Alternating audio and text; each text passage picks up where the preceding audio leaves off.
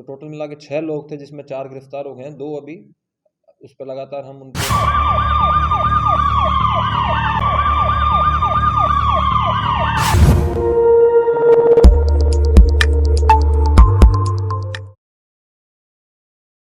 नमस्कार, आप देख रहे हैं SSR2। मैं देवेंद्र सिंह लड्डू। इस वक्त हम हैं अनुमंडल पुलिस पदाधिकारी पटना सिटी कार्यालय में। बतलाता हूँ, मन में लोग कोई अगर ठान ले कि कुछ करना है तो कर ही सकता है। ऐसा ही मामला है पटना सिटी के बहादुरपुर थाना क्षेत्र का। पहले गोलीबारी, बम विस्फोट, इस मामले में गिरफ्तारी भी हुई है।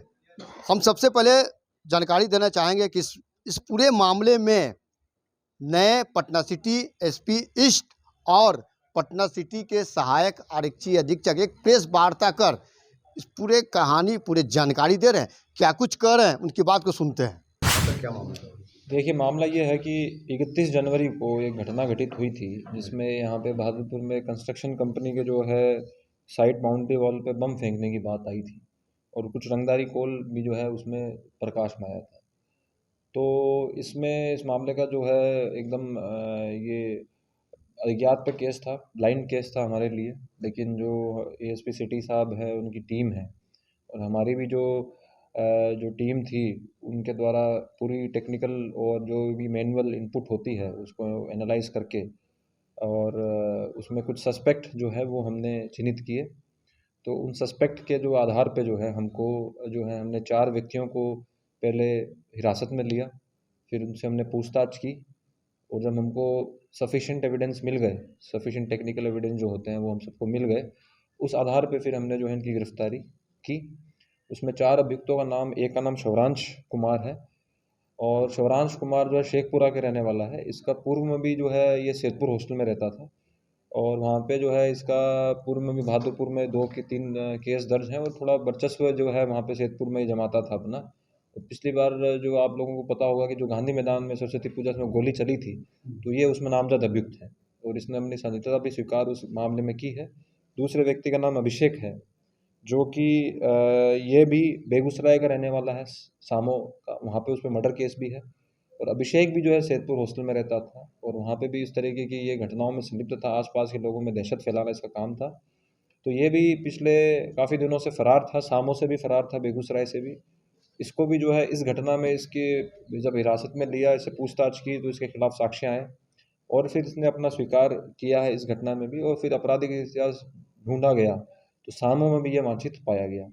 तीसरा अभियुक्त जो गिरफ्तार हुआ है वह मनीष गिरफ्तार हुआ है और चौथा अभियुक्त रोहित कुमार गिरफ्तार हुआ है। तो इस पूरे मामले में ये एक बात क्लियर सामने आई है कि जो जिन लोगों के द्वारा रंगदारी कॉल की गई वो स्वरांश था और जिन लोगों के द्वारा जो ये बम फेंकने वाली और वहाँ पे दहशत फैलाने की घटना की गई, उनकी भी पहचान हमने कर ली है।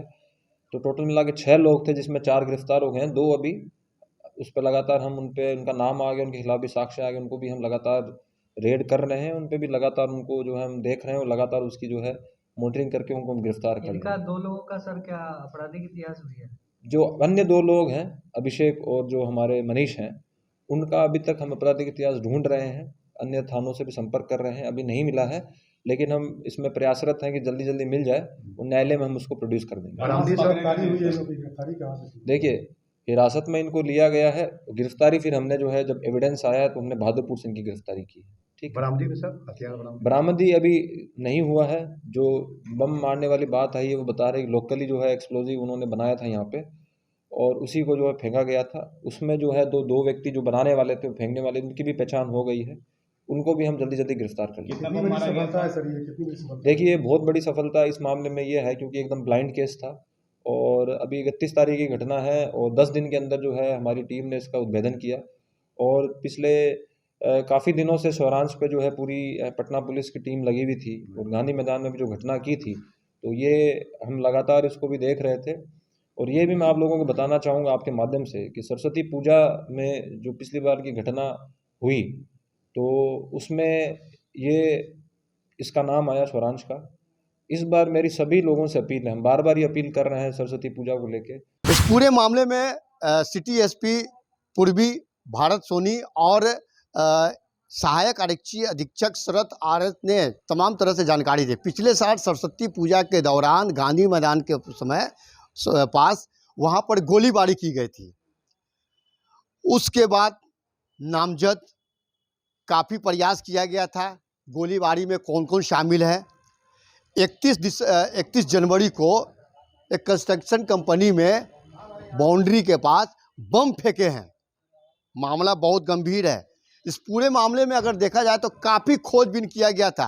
अंततः 4 अपराध कर्मियों को धर दबोचे हैं। सफलता है। वैसे अपराधियों का इतिहास के बारे में जानकारी मिली है कि बहुत पुराना इतिहास है। किसी को डराना धमकाना इनके लिए बायां हाथ का खेल था। चलिए, इस पूरे मामले का खुलासा हो गया है। अब जो दुकानदार हो या किसी भी तरह का कार्य करता है, उनके लिए एक सुकून के है कि चारों अपराधी अब सलाखे के पीछे हैं। अब इन अपराधियों को यहाँ पटना सिर्फ नहीं बल्कि भागलपुर जेल भेजने की कवायद शुरू हो गई है। तो खैर रखिए, आप भी अगर अपराध करेंगे तो आपके भी साथ इसी तरह होगी। ऐसे साइट आप देखते रहिए, लाइक कीजिए। जय हिंद।